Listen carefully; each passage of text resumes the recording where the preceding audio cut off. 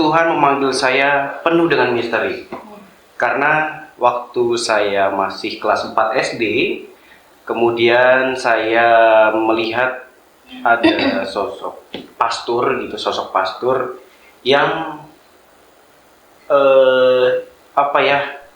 itu sangat curang gitu. Ketika misa, karena saya daya berpikir saya masih anak kecil gitu ya, saya masih ada rasa iri hati. Kok pastor ketika misa tuh baru datang, yang datangnya pas-pasan, kok langsung duduk depan. Sedangkan saya datang beberapa menit sebelum misa, saya harus sibuk cari kursi dulu. Sedangkan Romo datangnya udah pas-pasan, duduknya paling depan lagi kan. Nah, saya iri sama seorang Romo. Kemudian dalam misa juga, kok yang lain dapat hosti doang, Romonya kok minum anggur, curang nih Romonya nih, kata gitu. Lalu kemudian juga ada ketika kolektor, kok umatnya doang yang kolektor, Romonya nggak ikut kolektor, curang nih. Akhirnya saya bilang lah ke mama saya, aku mau. Begitu saya lulus, bapak saya sakit. Nah, sakit itu memang saat itu saya sudah pokoknya bulat mau masuk jadi suster gitu. Cuman kondisi orang tua saya sakit, saya berpikir ulang. Lalu di situ saya berdoa ke kapel, nyalakan lilin, berdoa, Tuhan sembuhkan bapak saya. Kalau dia sembuh, saya langsung nih jadi suster nih, berangkat saya. Cuman ternyata Tuhan itu kan punya cara ya.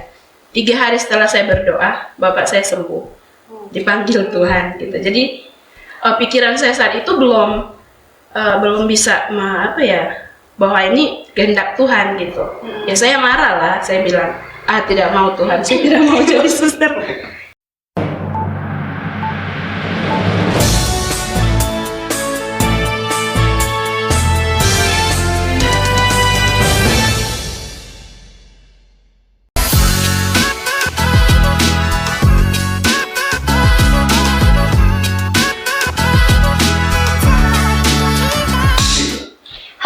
Sofa, kembali lagi di Sofa Podcast dengan saya, Catherine, yang akan menjadi host pada episode kali ini. Dan episode kali ini sangat spesial sekali dan menginspirasi karena kita akan ngobrol-ngobrol nih tentang panggilan hidup dalam rangka Hari Minggu Panggilan. Aku nggak sendirian, ditemani oleh Suster Mikaela dan Frater Damas yang siap cerita-cerita tentang gimana rasanya mereka menjawab panggilan Tuhan, terus suka dukanya, dan juga hal-hal seru nih yang banyak orang nggak tahu tentang kehidupan mereka. Penasaran? Cus, kita ngobrol langsung aja sama suster dan fraternya. Kita sapa dulu ya. Halo Suster Mikaela. Hai Catherine. Frater Damas, selamat datang di Sofa Podcast ya. Apa kabarnya? Baik. Puji Tuhan, luar biasa.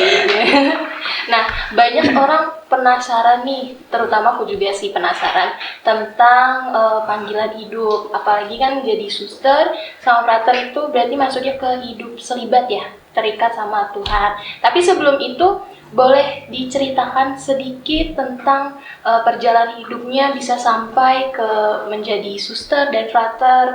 Boleh dari Suster Mikaela dulu, ladies first. Oke, baik. Jadi saya nama kecilnya itu Eva Anita Sarereake, agak lain. Itu karena saya berasal dari Kepulauan Mentawai, Keuskupan Padang.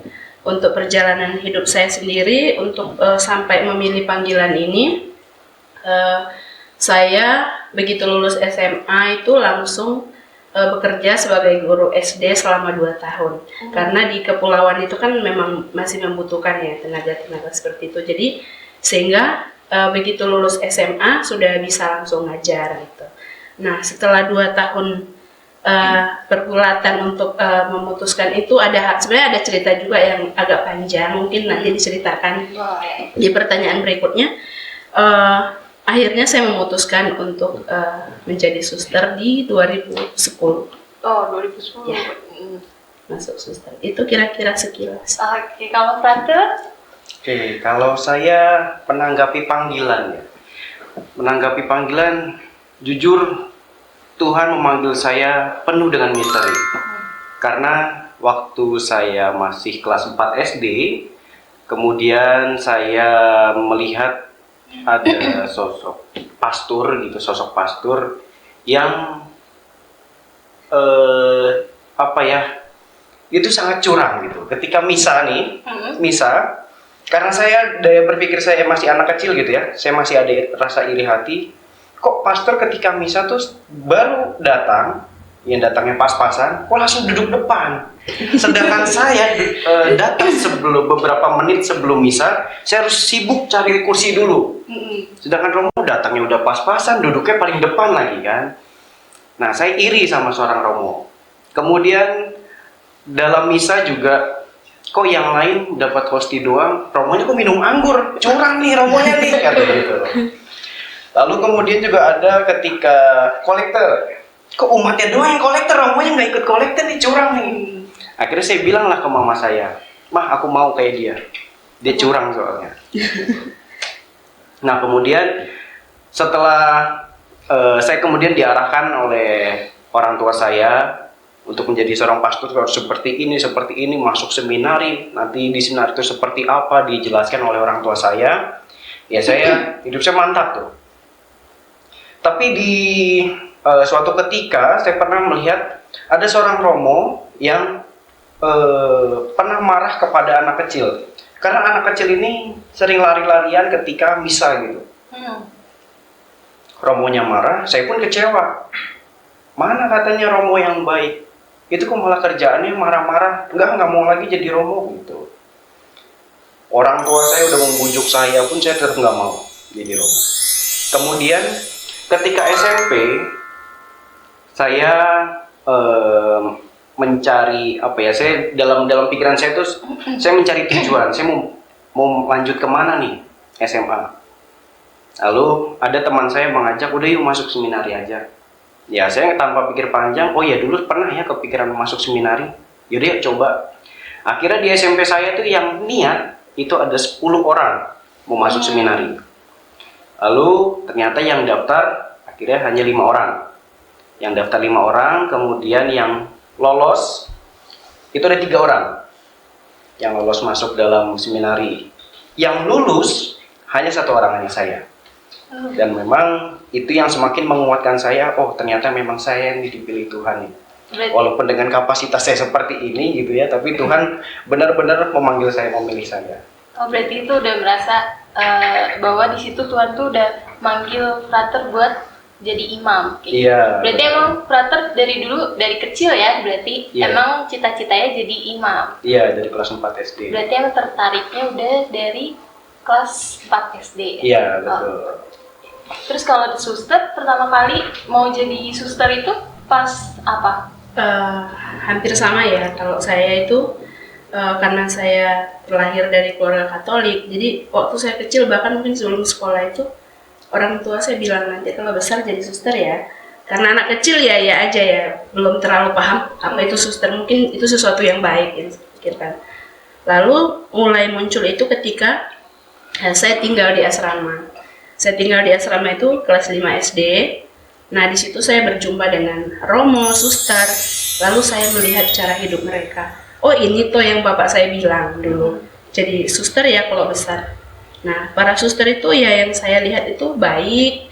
Romonya juga baik ya, apalagi dengan anak-anak di asrama itu mereka sangat perhatian dan apa ya selalu baik. Lalu mereka juga memang mengarahkan kita untuk menjadi suster atau Romo bagi yang mau begitu. Lalu dengan demikian kita suka diajak kalau misalnya pergi ke kampung-kampung begitu, anak asrama tuh suka diajak.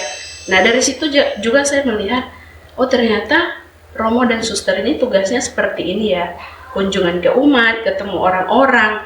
Sudah gitu Romonya selalu bilang, ini loh calon suster, calon Romo gitu. Jadi kita sudah senang seperti itu. Itu sih awalnya. Awalnya berarti saat kapan tuh udah merasa bahwa oh Tuhan memanggil saya nih untuk jadi suster kayak gitu.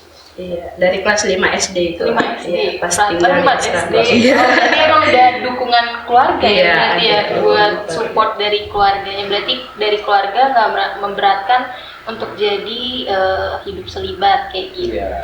Terus tantangan terbesarnya apa nih setelah menanggapi panggilan itu? Boleh dari suster dulu. Oke, baik. tantangannya pas mau menanggapi itu, ya panggilan itu hilang timbul ya, Brother, gitu. Tantangan terbesarnya waktu itu adalah ketika lulus SMA, ya namanya kita sudah besar ya, sudah punya juga pandangan-pandangan lain, cita-cita lain mau menjadi apa. Lalu juga yang saya ceritakan di awal tadi, kenapa kok saya tidak langsung masuk pas lulus SMA itu.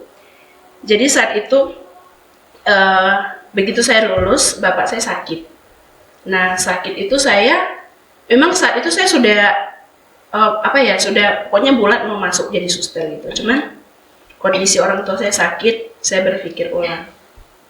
Lalu di situ saya berdoa ke kapel, nyalakan lilin, berdoa, Tuhan sembuhkan bapak saya. Kalau dia sembuh, saya langsung nih jadi suster nih, berangkat saya. Cuman ternyata Tuhan itu kan punya cara ya. 3 hari setelah saya berdoa, bapak saya sembuh, dipanggil Tuhan gitu. Jadi pikiran saya saat itu belum bisa bahwa ini kehendak Tuhan gitu. Ya saya marah lah, saya bilang, tidak mau Tuhan, saya tidak mau jadi suster. Kan Tuhan tidak mengabulkan doa saya gitu kan. Tetapi setelah 2 tahun itu rupanya saya gelisah gitu. Perasaan saya, keinginan saya untuk jadi suster itu tetap ada. Sambil saya ngajar 2 tahun itu tuh nggak ada pikiran lain, hanya mau jadi suster. Ya, apalagi saya tinggal di kampung kami yang kecil, isinya hanya 10 keluarga sendiri. Lalu ya, kehidupan saya hanya seperti itu. Pikiran itu datang terus. Tantangan lainnya, saya harus meninggalkan mama saya. Nah itu berat juga untuk saya, karena saya anak bungsu, mama saya sendiri, kakak saya mereka udah dengan kehidupannya masing-masing. Berat juga untuk saya kan. Tapi hal itu selalu saya ceritakan ke mama saya. Apapun yang saya alami saya ceritakan. Memang awal-awal dia juga merasa berat, kata nantilah bisa, tapi nanti ya gitu, nanti gitu. Akhirnya ketika saya mengatakan saya harus pergi, mak, nggak bisa lagi ditahan. Terus mama saya bilang, boleh tapi jangan jauh-jauh ya, kalau bisa di Medan atau di Padang yang dekat. Tahu-taunya saya pilih yang Jawa Barat. Pilih sendiri ya? Iya, pilih sendiri. Itu sih tantangannya awalnya seperti itu. Akhirnya orang tua saya juga merelakan saya, mama saya. Udah rela buat jadi suster. Iya. Jadi 2 tahun setelah saya bergulat dengan diri saya sendiri, dan juga orang tua saya akhirnya mengizinkan seperti itu. Kalau Frater? Tantangan terbesar kalau dalam diri saya awal-awal tentu sama dengan Suster Mikaela, meninggalkan keluarga.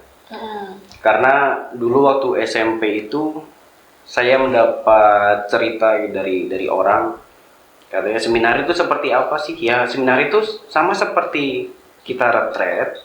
Cuman kalau retret itu kan biasanya hanya 3 hari, hanya 4 hari, 5 hari, tapi ini seumur hidup retretnya. Jadi rutinitasnya pun seperti itu. Nah, saya langsung berpikir, berarti saya harus meninggalkan keluarga. Berat juga, gitu kan. Yang paling berat memang meninggalkan keluarga. Makanya satu doa saya ketika saya harus melangkahkan kaki ke seminari, satu doa saya adalah, Tuhan tolong jaga keluarga saya di rumah. Itu. Kemudian tantangannya yang terbesar adalah saya harus meninggalkan kenormalan. Orang-orang muda pada normalnya itu kan ketika masa SMA dia bisa mengekspresikan dengan lebih daya kreatifnya orang muda, kemudian bisa pergi kemana, bisa nongkrong kemana. Tapi kan saya enggak. Saya ketika harus memutuskan ke seminari, berarti memang kenormalan itu harus saya tinggalkan. Saya tidak bisa dengan kehidupan seperti itu.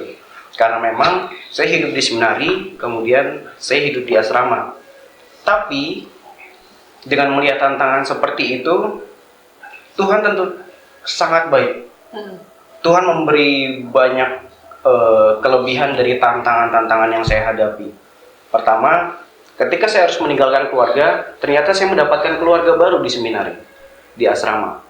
Teman-teman saya itu yang berasal dari berbagai suku, berbagai daerah, berperan sangat seperti keluarga saya. Mereka sangat mendukung, lalu kemudian mereka ya bisa mendengarkan cerita saya, mereka bisa memahami dan berempati kepada saya gitu. Kemudian juga meninggalkan kenormalan, ternyata teman-teman saya ini juga bisa kok menjadi penyeimbang untuk seperti orang-orang muda pada seperti biasa gitu, tetap bercanda-canda, tetap ya seperti anak muda biasa pada normalnya gitu tantangannya. Tantangannya berarti meninggalkan Keluarga. Berarti bener ya kalau jadi suster operator tinggalnya di biara atau asrama atau apa tuh namanya? Nah, kalau kami para operator itu disebutnya tempat rumahnya adalah seminari.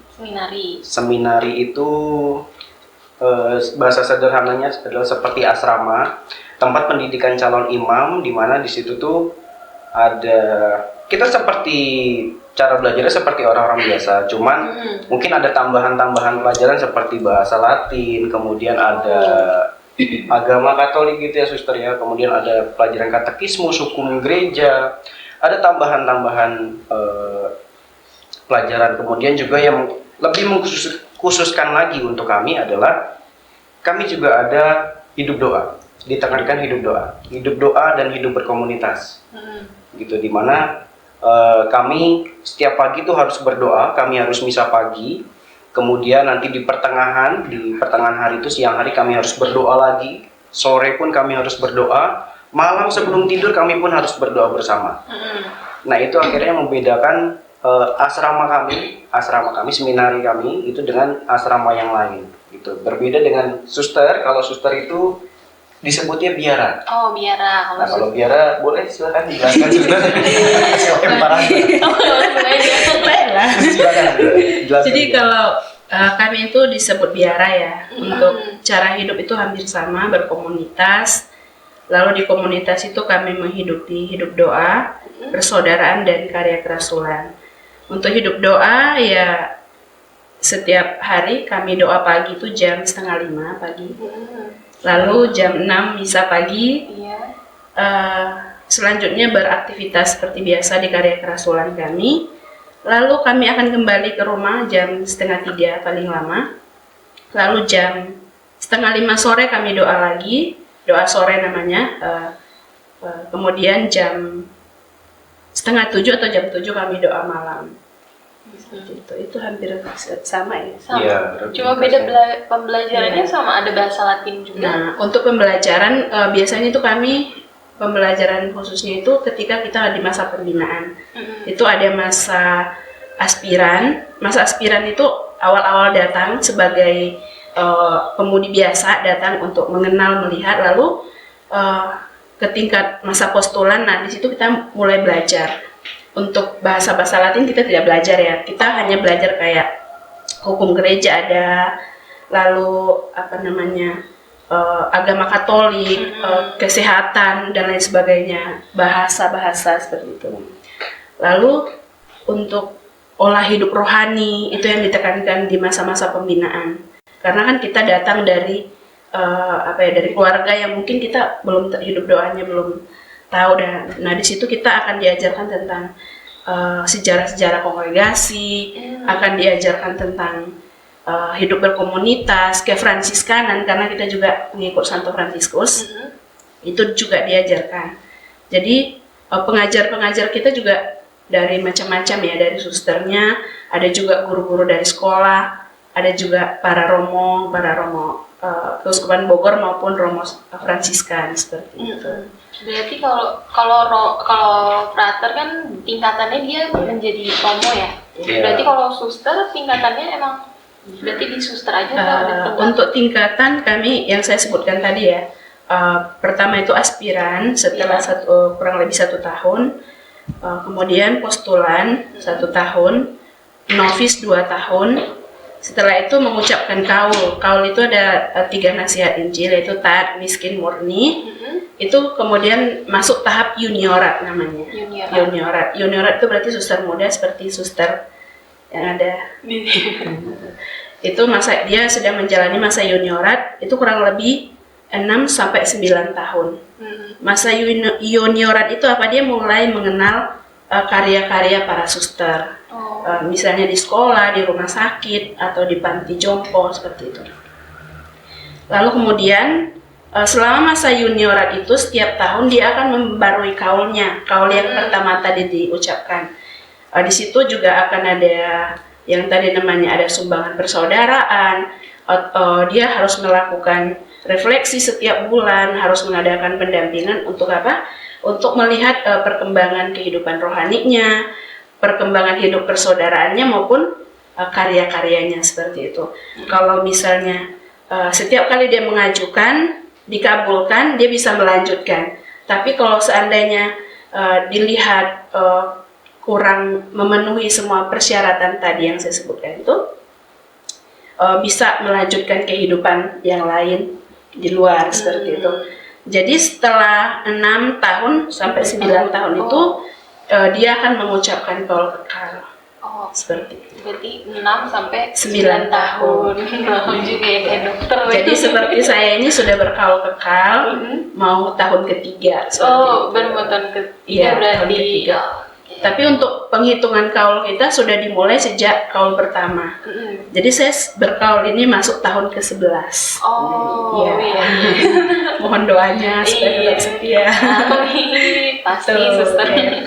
Kalau tahap suster tadi ya saya juga Iya, mau kalau menjelaskan. kata, Kalau tahap menjadi seorang romo, seminari menengah itu bisa ditempuh dari sejak lulus SMP.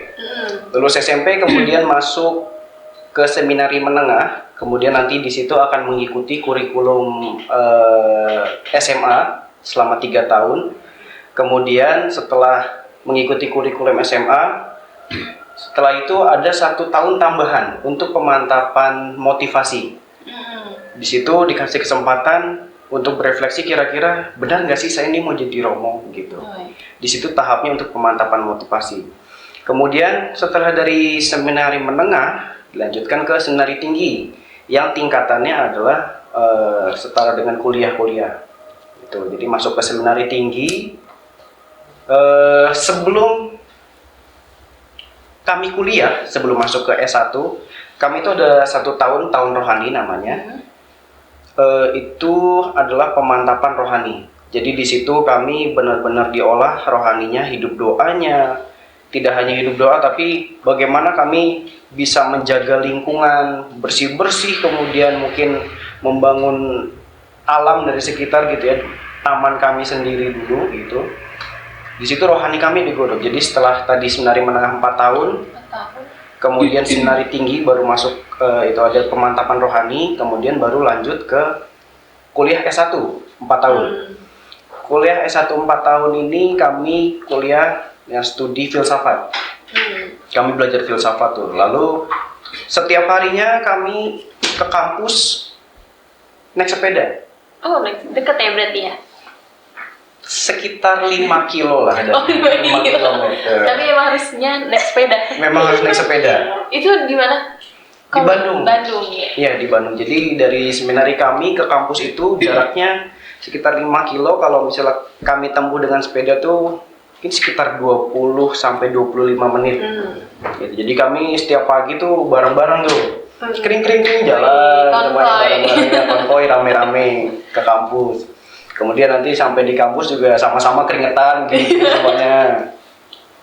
Lalu kami setelah kuliah filsafat selama 4 tahun lanjut ke tahun orientasi pastoral. Tahun orientasi pastoral itu kami biasanya diutus ke paroki-paroki untuk melihat seperti apa sih pelayanannya romo, seperti apa sih kehidupan di paroki. Kami diajak untuk melihat dulu supaya kami itu semakin mantap. Benar nggak kamu tuh mau jadi imam? Gitu. Itu milih tempatnya atau dipilih? Dipilih. Dipilih. Dipilih oleh pimpinan kami. Jadi kami ya hanya tahu ya udah Pater Damas kamu di sini, Pater ini kamu di sini gitu. Ditentukan. Kemudian setelah kami tahun orientasi pastoral atau TOP, kami balik lagi ke Bandung untuk melanjutkan kuliah S2. S2 teologi. Jadi kami yang jurusan teologi selama 2 tahun. 2 tahun itu nggak boleh cepat, nggak boleh lebih, harus pas 2 tahun. Jadi kami nggak bisa tuh kayak keket gitu ya, ambil kuliah singkat kah, atau mungkin seperti anak muda yang lain ambil kuliah singkat itu, kami nggak bisa. Jadi harus emang harus 2 tahun, karena memang bukan masalah cepat atau tidaknya, tapi masalah prosesnya. Iya. Ya. Kami 2 tahun kuliah teologi. Nanti setelah kami lulus kuliah teologi, kami baru diutus lagi ke paroki yang disebut dengan tahun pastoral.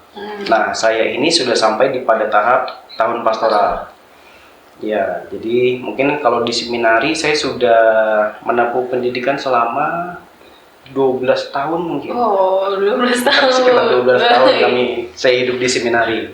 Abis Gitu. itu tahapannya? Setelah tahun pastoral, setelah itu kami akan menerima rahmat tabisan diakonat. Setelah rahmat tabisan diakonat itu kami menjalani masa diakonat mungkin sekitar 6-8 bulan, kemudian baru ditabiskan menjadi seorang imam. Gitu. Terus, tapi ada ya imam yang belajar itu di Roma atau Vatikan ya? Di Roma ada? Ada, karena ada yang punya kemampuan khusus gitu ya, lebih misalnya memang dia ingin menekuni satu bidang khusus dan itu bagus di Vatikan gitu ya, seperti ada Romo Jemi mungkin ya, ada yang baru pulang juga ada Romo Habel. Romo Jemi itu kan studi liturgi di sana. Oh, studi. Gitu. Lalu Romo Habel juga studi misiologi. Gitu. Jadi memang itu tergantung dari keputusan Bapak Uskup. Oh, berarti Gitu. Bapak Tergantung Uskup ya. yang milih. Iya, itu kan karena juga Bapak Uskup melihat kira-kira Siapa? orang ini tepat nggak ya kalau misalnya saya utus untuk studi lanjut di Italia, di Vatikan. Oke. Terus kalau tugas-tugas, kalau frater kan udah tahu tugasnya dia akan memimpin misa, jadi imam atau enggak ibadah kayak gitu. Kalau dari suster, tugas-tugas suster gitu, mungkin siapa tahu ada yang tertarik gitu kan, tugas-tugas suster tuh apa aja sih kayak gitu. Untuk tugas-tugas kami, kebetulan kami punya karya itu ada bidang pendidikan, kesehatan, sosial itu ada panti werda, rumah lansia. Kami juga membantu di panti asuhan yang Santo Yusuf Sindanglayan. Lalu kemudian ada rumah retret juga. Nah, untuk tugas-tugasnya itu, nah di tempat-tempat itu, di sekolah, di rumah sakit atau di klinik seperti itu. Untuk saya sendiri, saya tugasnya sebagai guru TK. Oh, TK Mardiwaluya. Awalnya guru. Iya, nah itu juga. Nah, guru TK di TK Mardiwaluya, nah itu juga sebenarnya dilihat sih dari kemampuan kita, bakat-bakat kita. Jadi para suster selama masa pembinaan itu melihat ya, oh dia bisanya di kesehatan nih. Nah, susternya disekolahkan di bidang kesehatan. Saya dilihatnya, oh bisanya di pendidikan. Saya disekolahkan di bidang pendidikan. Ya meskipun saya sekolahnya apa, kerjanya apa, itu sesuatu yang unik juga sih menurut saya. Jadi sebenarnya saya itu lulusan bimbingan konseling, tapi saya ngajar TK.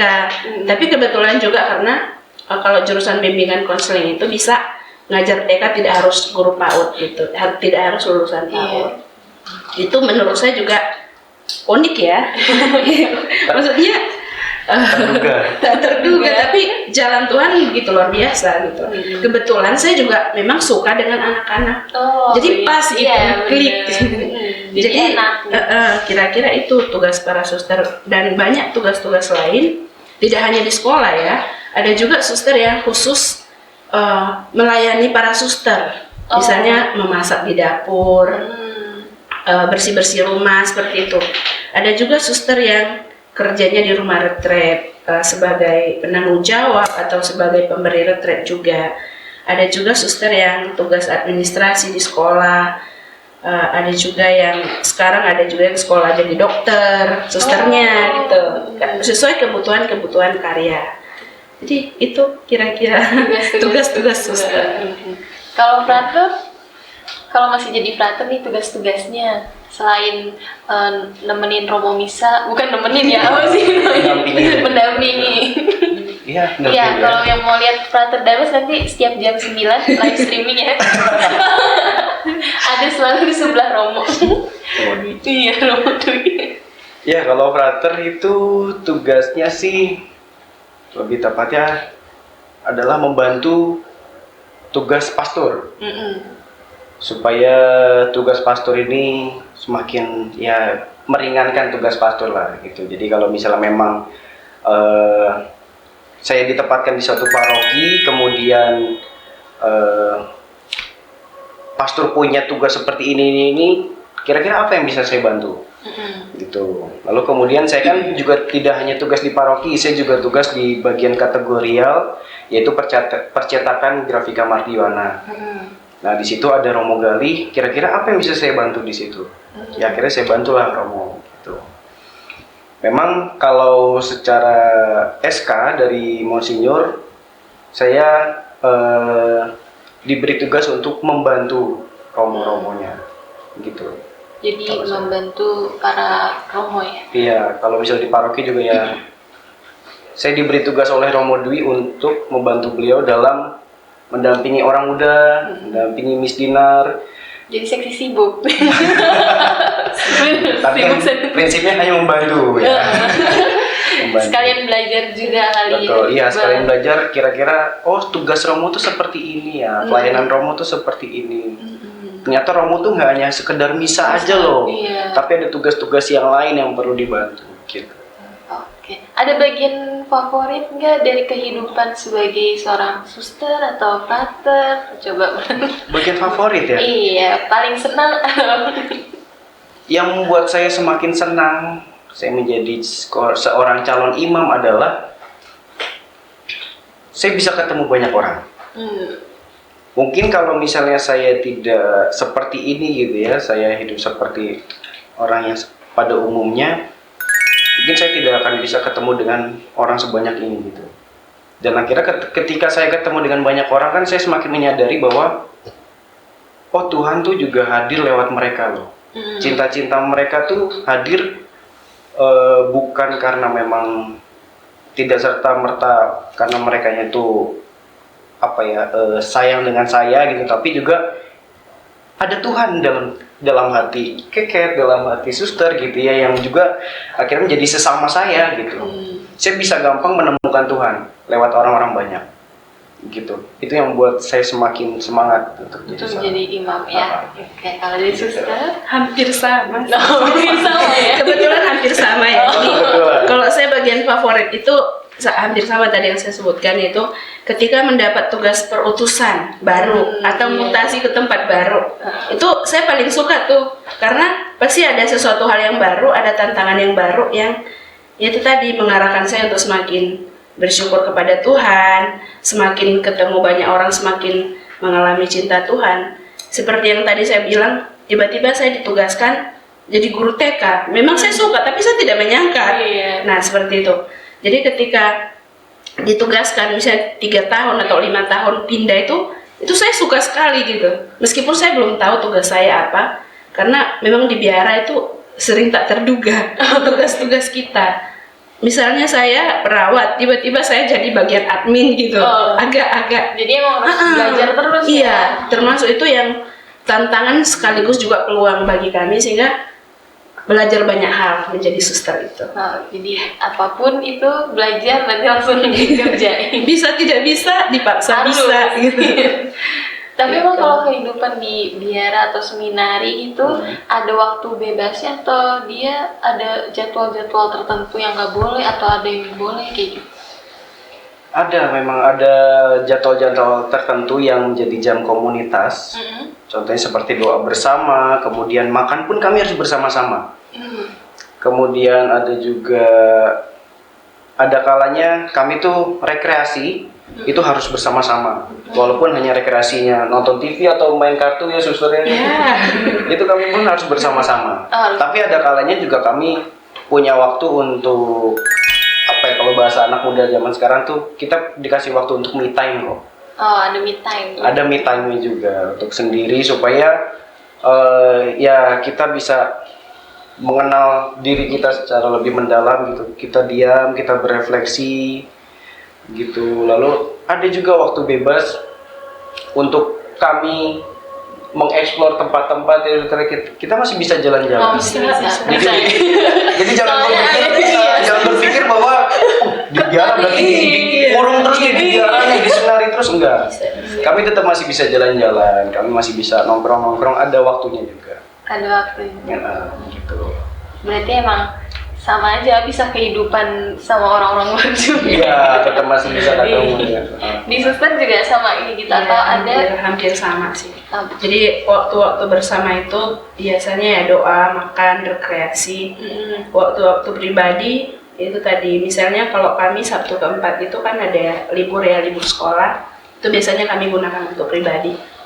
Misalnya kita pribadi itu apa? Bisa bersih-bersih kamar, berkebun, apalah sesuatu yang kami sukai gitu. Bisa juga suster izin ya mau ke BTM gitu, mau cari apa sesuatu gitu, cuci mata juga nggak apa-apa. masih bisa untuk belanja apalah begitu, kebutuhan juga sih, kebutuhan biar, tapi masih bisa untuk kita mengekspresikan diri, masih bisa keluar, masih bisa ya melihat dunia sekitar. Dengan begitu juga kan kita jadi tahu ya. Ada kehidupan lain di luar biara yang kadang-kadang itu sering kami abaikan, kadang tidak kurang peka gitu ya melihat hal itu. Tapi begitu kita melihat, begitu kita keluar, oh ternyata ada dunia yang seperti ini. Iya. Berarti itu kalau jadi frater atau suster dapat uang saku kah atau dari pekerjaan atau gimana? Mau suster dulu atau saya dulu nih? Boleh saya duluan. Oh iya, silakan suster. Kalau kami yang tadi itu kan kita bekerja ya, bekerja sebagai guru, sebagai apa, TU sebagai apa, kita digaji. Tapi gaji kita itu kami serahkan ke ibu komunitas untuk kemudian diserahkan kepada bendahara komunitas. Jadi kami terima uang tapi semuanya dikelola oleh komunitas gitu. Untuk kebutuhan kami tidak dapat secara langsung gitu ya, misalnya pegang uangmu segini enggak. Tapi kalau kami butuh sesuatu, kami minta. Nah di situ kami diajarkan juga untuk kerendahan hati, meminta kebutuhan apapun yang kami butuhkan, boleh kami minta. Lalu biasa kami dapat uang itu pas ulang tahun. Ulang tahun ada hadiah. Terus pas Natal juga dapat hadiah. Senang kami tuh. Lumayan. Terus ya sebenarnya sih nggak terlalu apa ya, karena kan sebuah kebutuhan kita sudah terpenuhi. Yang paling untuk apa seperti itu. Jadi ya begitu. Berarti hidup dalam penuh kesederhanaan. Iya. Ya. Dan semuanya sudah diatur sama komunitas. Berarti kalau pindah kan ada yang pernah ngomong misalnya kalau suster pindah ke misalnya bukan di daerah lain, berarti harta semuanya tuh ditinggal di situ atau misalnya pindah tugas gitu maksudnya. Iya. Kita sih biasanya nggak punya harta ya, paling barang-barang pribadi gitu. Ya kita, kalau saya pribadi sih mengusahakan saya jangan sampai mempunyai barang banyak gitu. Kalau pindah kan susah ya kalau punya barang banyak. Jadi kalau misalnya dapat baju baru atau apa, biasanya saya bagikan ke teman saya atau ke orang lain yang membutuhkan. Karena apa? Karena bukan soal meninggalkan ya, tapi supaya ketika pindah nanti tidak susah gitu. Dan teman-teman saya juga melakukan hal yang sama. Jadi kita saling bertukar. Kalau misalnya lihat baju saya bagus, jangan berharap itu punya saya sendiri. Bisa jadi itu lungsuran dari kakak saya gitu. Dari suster yang lain gitu. Jadi itu juga cara kami untuk bentuk kesederhanaan, bentuk berbagi seperti itu. Tapi kita happy aja sih. Puji Tuhan ya. Kayak kakak adik kan iya. Keren banget. Nah dari Frater, kalau kami di seminari tergantung dari tahap-tahapnya. Jadi ketika tadi tahun rohani, ketika masa tahun rohani itu kami mendapatkan uang saku setiap bulan sebesar 50.000 per bulan. 50.000. Kemudian kalau untuk para frater yang sedang menempuh pendidikan filsafat atau S1 itu mendapat uang saku sebesar 75.000. Itu naik 25.000 nih lumayan. Kemudian ketika frater-frater yang menempuh pendidikan teologan atau S2 itu mereka mendapat uang saku sebesar 100.000, lumayan, naik 25.000 lagi. Iya, tahapnya per 25.000 ya. Per 25.000 gitu. Jadi memang kami mendapatkan uang saku dari seminari setiap bulan rutin, tapi memang kalau yaitu biasanya kami gunakan untuk beli sabun kah atau mungkin untuk beli keperluan pribadi gitu. Tapi sebenarnya sih secara keseluruhan ya kami nggak terlalu butuh nggak terlalu tanda kutip nggak terlalu butuh uang karena kami hidup di seminari di asrama. Tidur udah tinggal tidur, makan udah tinggal makan. Lalu listrik pun kami udah tinggal pakai. Iya. Apalagi yang kami butuhkan gitu kan. Jadi sebenarnya kalau dengan uang sebesar itu sih dibilang cukup, bisa cukup gitu. Kalau misal dibilang enggak ya berarti tergantung orangnya gitu. Tapi kan diajarkan kenapa dapat uang saku sebesar itu supaya pertama kami harus bisa mengelola uang. Karena nanti ketika jadi romo pun yang nggak menutup kemungkinan pasti harus bisa mengelola uang. Apalagi kalau jadi ini ya. Pastor paroki. Iya. Itu kan harus bisa mengelola uang. Gereja seluruhnya. Nah, uang gereja sebanyak itu kan harus bisa dikelola. Iya, benar. Itu lalu selain itu juga diajarkan supaya kami bisa hidup sederhana. Gitu. Itu sih. Berarti nggak membebankan kan uang saku gitu karena emang udah difasilitasi dari Iya, semuanya udah biara sama seminari ya. Iya. Gitu. Saya dapat uang saku 75.000, 100.000 pun. Tetap subur. Makin subur. Makin subur. Tapi berarti semuanya terjamin. Gitu. Kan ada kerja juga kan, berarti itu sama ya kayak suster berarti dikasih ke. Nah itu kalau di biara. Iya. Kalau kami biasanya ketika kami mendapat uang saku dari hasil pelayanan kami gitu bisa kami kelola sendiri. Oh. Gitu. Dan biasanya sih kalau kami punya uang sendiri tuh biasanya kami suka yuk sekali kita makan seangkatan gitu, jalan-jalan seangkatan, iya. entah nonton bareng kah atau mungkin kita hanya sekedar beli nasi goreng di depan gitu. Tapi untuk intinya untuk kebersamaan. Untuk mendukung komunitas. Iya, soalnya dari dulu emang diajarkan buat bersama-sama. Betul. Betul. Pergi rekreasi. Selalu bersama-sama memang. Terus ada nggak kegiatan yang mungkin orang-orang nggak nyangka nih di luar sana? Kegiatan yang dilakukan oleh suster sama frater yang orang lain tuh nggak nyangka? Apa? Oke, ada. Apa? Ada contohnya. Satu hal yang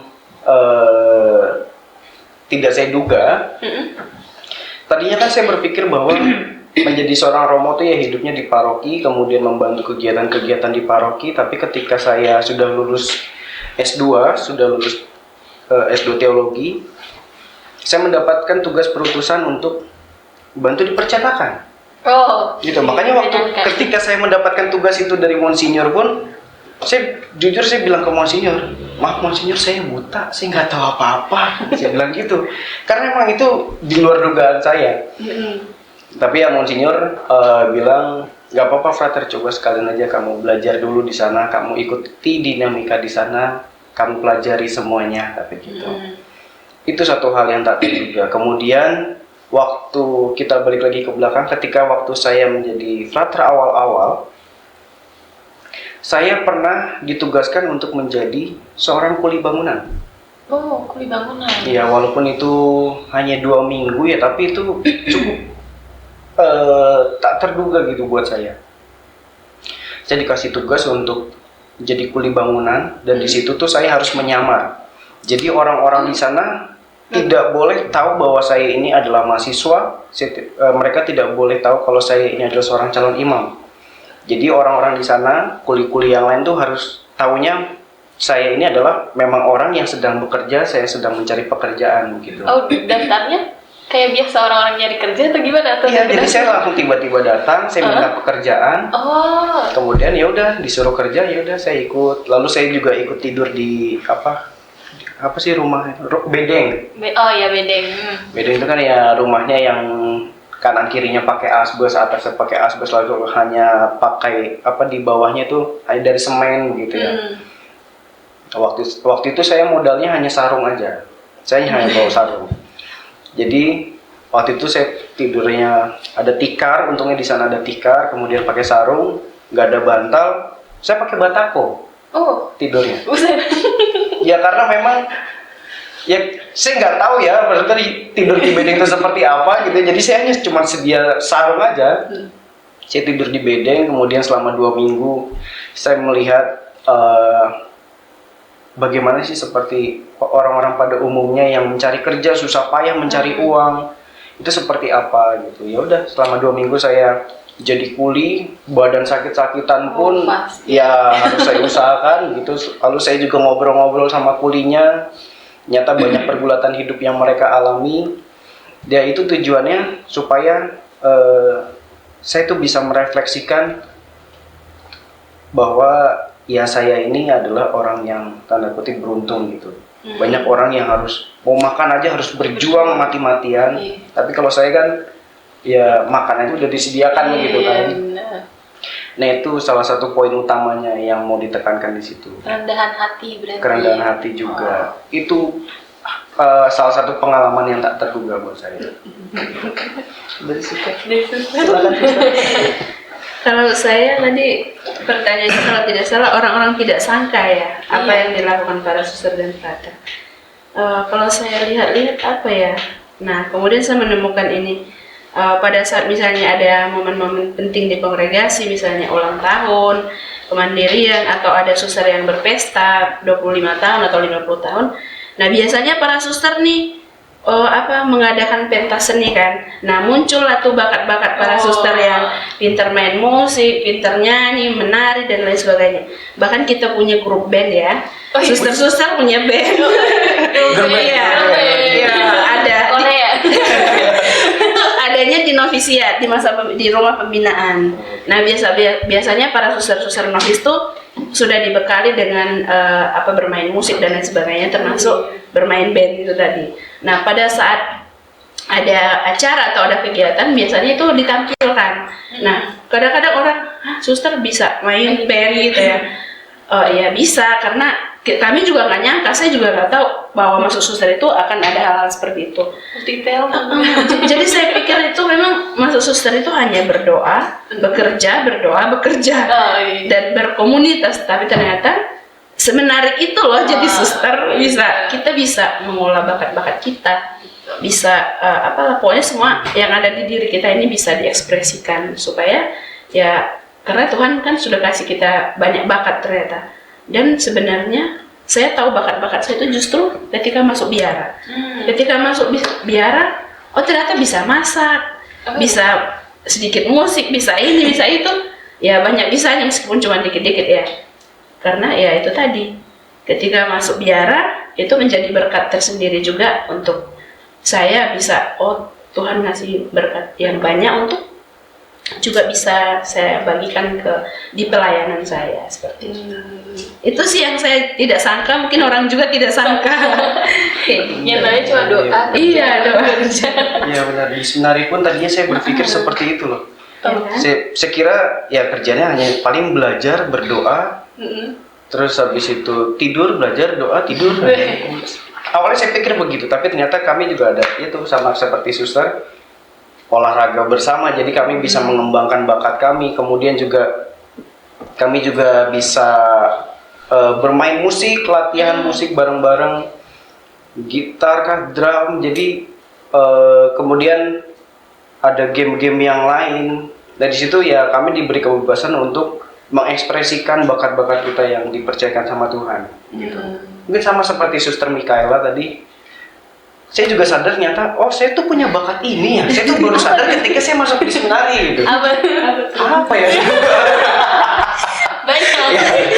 Saking banyaknya ya, nggak tahu. Melawak. Stand up comedy. Ya ternyata saya punya, saya ternyata bisa ini. Gitu. Banyak hal-hal yang tak terduga gitu. Berarti sama aja ya kayak nggak hanya sekedar, nggak hanya berdoa, belajar berdoa, nggak hanya itu kok. Takutnya orang pikir doa ini Oh. kan soalnya sangat iman.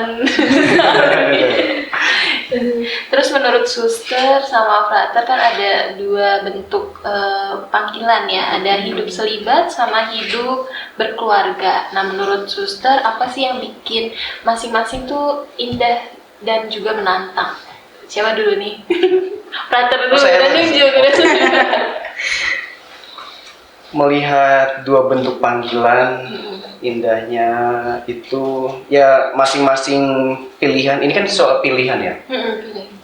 Panggilan sebagai hidup berkeluarga dan panggilan khusus seperti kami itu punya dua hal. Yang pertama, keluarga itu prinsip utamanya kan adalah membangun cinta dalam keluarga. Seorang suami bagaimana membangun cinta kepada istri, seorang istri bagaimana membangun cinta kepada suami, kemudian juga sebagai orang tua bagaimana membangun cinta kepada anak, begitupun sebaliknya anak membangun cinta kepada orang tuanya. Ini soal membangun cinta. Dan kalau kami itu, menurut saya indahnya adalah soal penyerahan diri. Bagaimana kami itu bisa menyerahkan diri seutuhnya. Karena itu awalnya menjadi satu pergulatan buat kami. Tadinya kalau saya sih ya, tadinya tuh memang masih ada ego dalam diri saya ketika saya disuruh untuk melayani ini. Aduh, males banget lagi gitu. Oh, ada kata males ya? Ada, pasti ada. Secara manusiawi pasti ada. Gitu. Kadang suka ada, ya itu rasa malas, kemudian ada rasa nggak percaya diri. Aduh, saya bisa nggak ya? Saya bisa nggak ya seperti ini gitu-gitu. Tapi lagi-lagi, ya saya sudah berjanji sama Tuhan, saya mau menyerahkan diri kepada Tuhan, makanya oke, saya mau melayani, saya harus berangkat. Jalan lah gitu. Akhirnya ya itu lagi-lagi soal penyerahan diri. Ketika saya bisa menyerahkan diri untuk melayani orang, itu suatu keindahan buat saya. Oh ternyata saya bisa, saya berhasil untuk melayani orang gitu. Lalu tantangannya dari kedua hal ini, yang paling besar adalah pengorbanan. Kalau menurut refleksi saya, seorang orang yang berkeluarga pun juga harus bisa berkorban. Suami harus bisa berkorban untuk istrinya, istri harus bisa berkorban. Kami juga sebagai orang yang berjubah pun harus bisa berkorban untuk orang lain. Lalu soal juga tantangannya apalagi ya, untuk memaafkan diri sendiri. Karena kalau misalnya orang yang nggak bisa memaafkan diri sendiri, itu akan terus stuck di situ. Maksudnya gini, kok saya begini sih? Kok saya begini sih? Saya nggak bisa. Saya selalu menyalahkan diri saya. Kenapa sih kok saya orangnya pemalas? Kenapa sih kok saya orangnya gampang emosi? Kenapa sih kok saya orangnya pembohong gitu? Kalau misalnya saya selalu ngejudge diri saya selalu begitu dan nggak mau memaafkan, ya saya tidak akan bisa berkembang. Gitu kalau dari saya, refleksi saya. Nah ini bacaannya. Kalau menurut saya kedua bentuk panggilan itu baik adanya ya.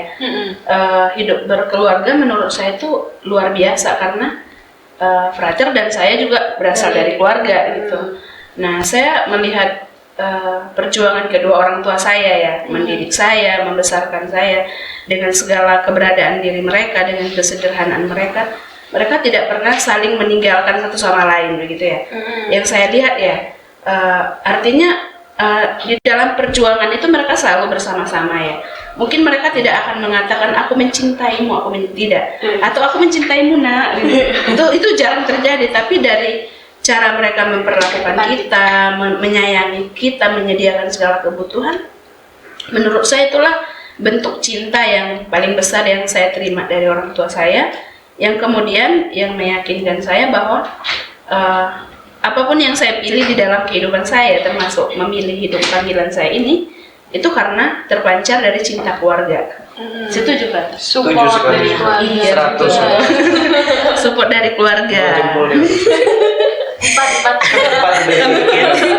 Lalu untuk hidup membiara yang saya rasakan juga indah sekaligus menantang. Nah, tantangannya itu hampir sama dengan frater. Saya tidak hidup lagi untuk diri saya sendiri. Itu artinya saya harus meninggalkan ego diri saya, bahkan kelebihan diri saya, keterbatasan diri saya juga, keinginan diri saya sendiri untuk dipersembahkan kepada Tuhan dan sesama. Artinya apa yang ada di dalam diri saya, kalau saya sudah bertemu dengan para suster itu tidak ada apa-apanya, karena kalau masing-masing membawa dirinya dengan segala keberadaan dirinya, mungkin nggak ada yang namanya komunitas ya. Bisa bertengkar terus di dalamnya ya, kalau tidak saling menanggalkan. Tapi itu bukan sesuatu yang gampang, makanya itu menjadi tantangan, karena harus ada kemauan betul-betul dari dalam diri saya untuk betul-betul mengolah diri ya, mengolah diri untuk ya hidup selaras dengan yang lain gitu, dengan segala perbedaan yang ada. Gitu sih. Tapi pernah ada ragu nggak selama ini kalau mau jadi suster atau frater gitu, gimana cara ngadapinnya kalau ada rasa, pasti ada ragu ya, lanjut nggak ya gitu kan biasanya. Saya lanjut ya. Lanjut, jangan ragu. Kalau soal ragu sih dari awal saya nggak pernah ragu. Saya ingat pesan abang saya yang pertama bilang, kalau kamu masuk bukan untuk keluar ya. Jadi itu salah satu tantangan sekaligus dukungan sih menurut saya. Lalu dari situ memang ketika menjalani hidup membiara itu tidak gampang juga, tapi ya tidak susah juga. Artinya semua ada perjuangannya. Untuk ragu sendiri itu saya sebenarnya ya untuk menjalani tidak ragu. Cuman ada satu titik dalam hidup saya pernah hampir mau mengundurkan diri. Wah, iya. Ceritanya agak gimana ya? Jadi tarik nafas dulu. Jadi 8 bulan sebelum saya kalau kekal, mama saya dipanggil Tuhan. Oh. Iya, jadi kedua orang tua saya sudah tidak ada saat ini.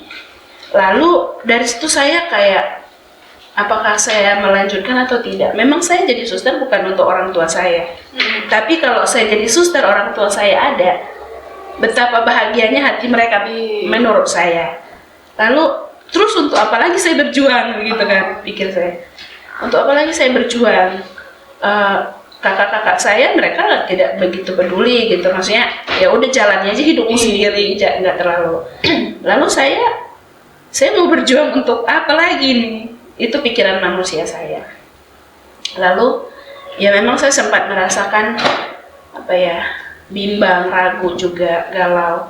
Tapi bersyukurnya para suster selalu mendukung saya. Artinya memang saya selalu mengatakan hal itu, maksudnya kepada suster yang saya percaya, ibu komunitas saya bilang, suster saya nggak bisa nih kayak gini.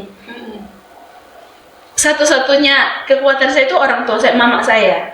Apapun yang saya lakukan, kalaupun saya misalnya lemah dalam panggilan saya ingat dia, saya berdoa, pasti saya kuat lagi. Ini dia sudah tidak ada gimana. Terus para suster bilang, justru kau harus tetap jadi suster supaya bisa mendoakan mereka. Itulah yang menjadi kekuatan saya sampai hari ini. Ketika ada keraguan atau ada tantangan besar, tantangan berat yang saya hadapi, itulah satu-satu yang saya ingat. Saya ingat lagi motivasi panggilan saya. Ya Tuhan memanggil saya pasti punya maksud tertentu. Ya termasuk juga menjadi pendoa bagi orang tua saya. Jadi ketika saya merindukan mereka, saya berdoa untuk mereka seperti itu. Jadi itu sih sempat ada bukan keraguan ya, semacam ada itu istilahnya lah semacam itu. Ya sempat, pokoknya udahlah ngapain ini semua terjadi. Tapi akhirnya di 2022 saya berani untuk maju dengan lantang, dan itu yang paling saya syukuri. Dan yang para suster tidak sangka, selama prosesi semua berjalan baik, tidak satu titik pun air mata yang saya keluarkan. Karena apa? Saya berdoa. Saya berdoa sebelum upacara itu, karena saya gampang menangis orangnya. Saya bilang, Bapak, Mama, saya mau kalau kekal, kalian berduduk di belakang, awasi saya, tapi tolong jangan bikin saya menangis. Minta ke Tuhan, Tuhan, tolongnya jangan buat saya menangis. Karena kalau saya nangis kacau. Upacara kacau ini. suara tangis saya itu bisa besar. Jadi ya puji Tuhan upacara lancar, yang menangis para suster. Iya kan. Para suster menangis, kok dia bisa ya, kuat dia ya. Iya. Itu yang ketika para suster bercerita, saya oh ternyata para suster begitu peduli sama saya ya. Begitu tahu pergulatan saya menghadapi semua ini. Tidak mudah bagi saya, ya mungkin bukan saya satu-satunya yang tidak punya orang tua, tapi itu masih terlalu baru untuk saya kan, untuk kehilangan orang tua masih ya sangat baru tuh 8 bulan. Jadi itu yang ketika saya mendengar para suster bercerita, terima kasih suster atas dukungannya. Ya memang itu saya minta dari Tuhan, dan saya minta juga ke orang tua saya supaya saya kuat pada saat itu. Itu sih. Oh. Doa emang bikin tenang Iya. sih ya. Kalau Prater nih Setelah upacara barulah tuh langsung berurai air mata. Dalam kamar. Tidak, ketika Suster Vincent sedang menyampaikan pidato-pidatonya, apa sih? Sambutan-sambutannya itu menyambut orang tua yang sudah dipanggil di situ. Iya. Tapi kan upacara udah selesai. Berurai lah tuh. Nah, Kalau saya tentang keraguan, pernah waktu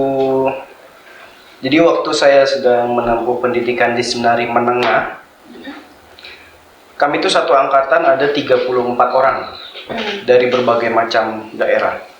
Ada yang dari Papua, ada yang dari Jogja, Cilacap, kemudian ada yang dari Medan dan lain sebagainya. Ada 34 orang. Dan kami kan di sana ngikutin kurikulum seperti SMA biasa. Dan ranking saya waktu itu adalah ranking 34 dari 34 anak. Oke. bandel nih. Ranking 34 dari 34 Iya. anak. Dan puji Tuhan ketika saya di kelas 2 itu sempurna itu. Jadi ranking 32. Karena kebetulan ada 2 teman saya yang mengundurkan diri. Jadi pas Sama. Kirain meningkat. meningkat dari 34 jadi 32. Oh iya. Naik 2. Itu suatu usaha yang membanggakan bagi saya.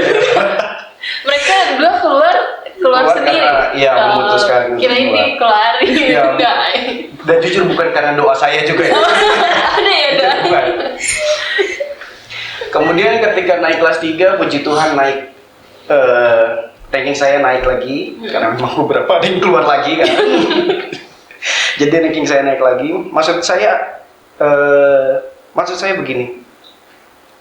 Ketika saya selalu di ranking terakhir, saya tuh berpikir sebenarnya saya tuh layak nggak sih jadi imam? Dengan situasi gereja seperti ini, di gereja modern seperti ini, layak nggak sih kualitas saya seperti ini tuh untuk jadi seorang imam? Tapi ternyata saya mendapatkan satu refleksi bahwa Tuhan tuh nggak memilih orang-orang tertentu loh. Tuhan tuh nggak memilih orang yang hanya orang-orang yang pintar, hanya orang-orang yang ganteng. Kalau orang pintar dan ganteng yang dipilih untuk jadi seorang imam, saya nggak akan bisa lolos. Karena saya pintar enggak, ganteng enggak. Kan? Nah, pintar, mungkin teman-temannya lebih pintar. Itu dia. Artinya Tuhan tuh nggak tidak memberikan suatu kategori untuk menjadi seorang imam itu seperti apa. Tapi yang terpenting adalah Tuhan akan memilih bagi orang yang mau menjawab iya untuk panggilannya. Dan dan puji Tuhan, saya mau untuk menjawab iya atas panggilan Tuhan, maka saya dipilih sama Tuhan. Banyak teman saya yang lebih pintar, lebih hebat, lebih jago dalam segala hal, tapi karena memang dia tidak bisa mengatakan iya kepada Tuhan, akhirnya keluar. Akhirnya keluar. Benar. Banyak teman-teman saya yang waktu di seminari menengah itu yang selalu mendukung saya untuk ayo belajar, ayo Damas belajar gitu-gitu. Tapi ujung-ujungnya dia juga mengundurkan diri, dia juga keluar. Karena dia mungkin dia tidak bisa untuk menjawab iya itu dia atas panggilannya. Maka keraguan-keraguan saya itu terjawab melalui refleksi saya bahwa Tuhan tuh tidak akan pilih-pilih kok. Sama seperti ketika Tuhan memberikan rahmat, ketika memberikan berkat kepada orang, Itu tidak ada kategori-kategorinya. Tuhan akan memberikan kebaikan untuk semua orang. Gitu. Demikian pula saya. Ketika saya mau menjawab iya, Tuhan akan mau memilih saya. Begitu loh keraguan. Kemudian kalau ketika sudah di senari tinggi pun saya pernah mengalami keraguan. Seperti kehilangan arah aja. Ini hidup saya itu mau arahnya kemana sih? Saya bertanya-tanya dalam hati saya, hidup saya ini sebenarnya mau kemana?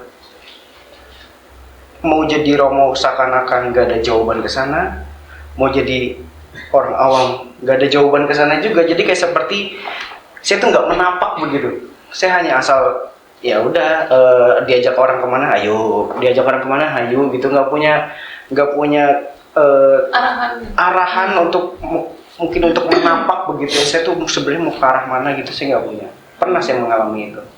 Tapi lagi-lagi karena tadi benar kata Suster Mikaela, doa itu adalah senjata paling ampuh untuk mengalahkan apapun. Saya terus berdoa untuk memurnikan itu. Tuhan tolong kasih saya jawaban, saya harus kemana? Tuhan tolong bantu saya dalam pergulatan saya ini. Akhirnya Tuhan memberikan jawaban yang tak terduga lagi lah. Banyak misteri jawaban-jawaban yang diberikan oleh Tuhan dari hal-hal kecil. Begitu. Keraguan-keraguan saya. Keraguan. Tapi semua dibawa dalam doa. Doa. Ya. Betul. Itu dia. Terus apa nih yang ingin Suster of Frater sampaikan kepada anak-anak muda yang sedang mencari arah hidupnya tadi? Mencari arah hidup ya? Iya. Siapa tahu apakah mereka terpanggil bisa menjadi frater suster atau gimana? Oke. Pesan untuk anak muda yang mau mencari arah panggilannya, yang pertama adalah jangan ragu untuk mencoba hal baru. Karena mungkin terkadang anak muda zaman sekarang tuh terlalu diam di dalam zona nyaman. Jadi untuk mendobrak zona nyaman itu kadang dia suka nggak mau. Jadi karena udah terlalu nyaman, gue mau udah nyaman hidupnya seperti ini, udah ngikutin aja udah seperti ini, tapi nggak mau mencoba hal baru. Menurut saya sih sia-sia masa mudanya.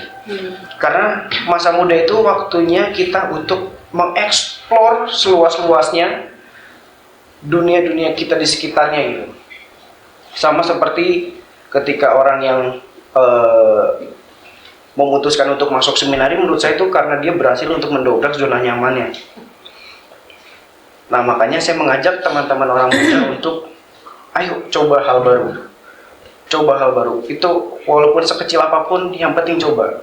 Adanya tantangan bukan untuk dihindarkan, tapi untuk dilakukan. Karena tantangan itu akan membuat kita semakin kuat. Ibaratnya kayak pisau itu supaya dia semakin tajam, dia harus golok kalau misalnya dia mau semakin tajam, dia berguna itu harus ditempa dulu, dipanaskan dulu, kemudian dipukul-pukul supaya dia semakin kuat, akhirnya bisa kepake. Sama seperti manusia, ketika ada tantangan, ketika ada tempaan, lakukanlah itu, karena itu membuat kita semakin berguna, kita semakin bisa terpakai, kita semakin bisa tajam begitu. Kalau pesan dari saya. Dari Suster, nampaknya sudah menyiapkan. Saya melengkapi saja. Oh iya, Sama berarti. sama idemnya. Iya. Ya, kalau saya ya carilah Tuhan dan berjalanlah di jalannya, karena di dalam Tuhan kalian akan menemukan arah jalan yang tepat untuk kalian. Dan yang kalian pilih dan hidupi dengan mantap, apapun bentuk pilihan itu. Oke. Jadi tetap carilah Tuhan. Iya, carilah Tuhan dalam hidupnya gitu ya. Pasti Tuhan akan memilihkan jalan yang tepat. Betul. Terus kalau boleh menyampaikan satu kalimat, boleh panjang paragraf juga boleh. Okay. Kalau malu ya. Tentang panggilan, apa yang ingin Suster atau Frater katakan Tentang panggilan. Oh, Suster dulu, boleh silakan Suster. Silakan. Boleh. Oke, kebetulan kata-kata ini dari Frater juga. Sama lagi. Jadi panggilan itu menggembirakan. Ya, kenapa menggembirakan? Karena ya saya sudah mengalaminya gitu ya. Saya sudah mengalaminya sendiri bahwa ketika mengikuti panggilan Tuhan, yang panggilan khusus ya, betapa menggembirakan karena berjumpa dengan para suster, berjumpa dengan orang-orang yang dilayani, berjumpa dengan Catherine, berjumpa dengan Frater, Bapak semua yang ada di sini. Itu buat saya menggembirakan karena apa? Ya, saya tidak akan mendapat rahmat itu kalau saya tidak menjawab panggilan Tuhan. Terima kasih. Menggembirakan. Menggembirakan. Kalau Frater senang. Cuma ya. Panggilan itu bukan hanya soal pengorbanan, tapi juga harus ada ketulusan. Kalau dari saya. Mau ada penjelasan lagi nggak nih? Mau dijelasin apa enggak nih?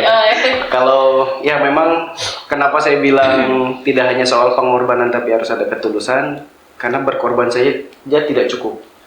Kalau misal berkorban lalu tanpa ada ketulusan, jatuhnya kesombongan. Ini saya sudah berkorban untuk kalian, saya sudah berkorban, jatuhnya sombong. Maka ketika orang berkorban itu harus pakai ketulusan. Ya memang saya berkorban untuk kalian, tapi saya berkorban ini untuk menyelamatkan kalian. Sama seperti Yesus. Yesus itu mengorbankan dirinya untuk orang lain itu karena dia tulus juga. Kecuali kalau misalnya memang dia nggak tulus, mungkin Yesus ketika disalib, mana nih murid gua nih? Gue udah berusaha nih buat kalian, mana kalian kok nggak ada? Kalau misalnya dia nggak tulus seperti itu. Tapi karena dia tulus ya udah, dia berani menyerahkan semuanya.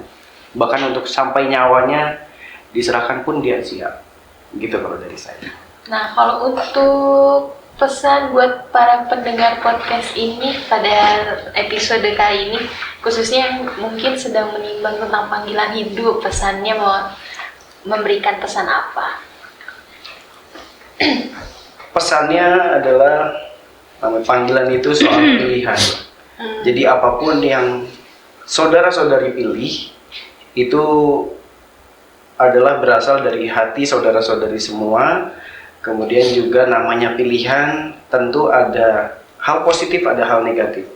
Hal positif itu menjadi suatu rahmat buat saudara-saudari sekalian, tapi juga ketika menghadapi suatu hal yang negatif itu juga menjadi tantangan yang nantinya bisa kita pandang sebagai rahmat juga. Oleh karenanya, ketika kita sudah memilih, beranilah berkonsisten. Dari suster ini menjadi satu kesimpulan. Panjang ini. Baca aja ya. Oh, silakan, suster. Siap. Jadi kalau menurut saya, jika kalian merasa terpanggil, biasanya hati itu mulai gelisah ya, mulai seperti semacam itu, ada bisikan, jangan pernah abaikan.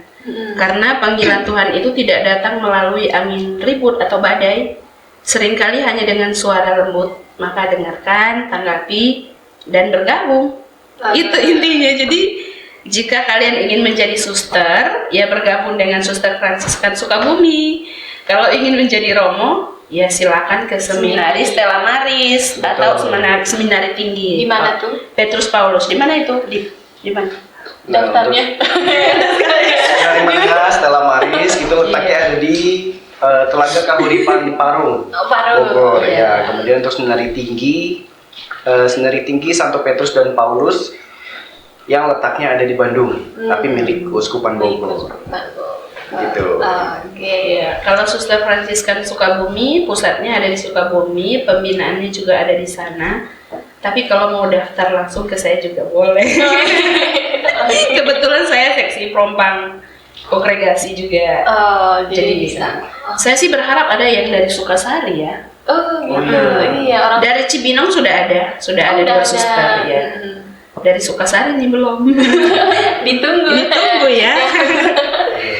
Begitu. Oke, kalau gitu nggak kerasa banget ya obrolan kita hari ini. Seru banget. Terima kasih buat Frater Damas, Suster Mikaela atas kisah-kisah yang sangat menginspirasi dan juga membuat semangatnya juga ya. Nah, Sobat Sofa, bagaimana untuk obrolan kita hari ini? Seru. Dari obrolan kali ini kita bisa belajar nih untuk dari setiap pilihan hidup, baik sebagai suster, frater, atau juga hidup berkeluarga, semua itu pasti ada perjuangan dan juga memiliki keindahannya masing-masing. Nah, bagi teman-teman yang lagi bingung memilih arah hidup atau juga lagi galau nih tentang panggilannya, nah terus mendengarkan suara-suara Tuhan untuk kehidupan kalian sekecil apapun itu, dan jangan takut untuk berkata ya atas panggilan cinta Tuhan. Nah, terima kasih untuk teman-teman Sobat Sofa yang sudah nonton sampai akhir. Tetap semangat dan ingat terus, panggilan itu mulai dari hati yang mendengarkan. Kalau gitu, sampai jumpa di episode selanjutnya. Bye-bye. Bagi teman-teman yang ingin kenal lebih dekat bersama dengan kami, silahkan kunjungi akun sosial media kami, ada di bawah sini ya. Untuk teman-teman yang ingin menjadi suster, mari bergabung bersama kami di Suster Fransiskan Sukabumi. Dan jangan lupa subscribe, like, dan share Sofa Podcast.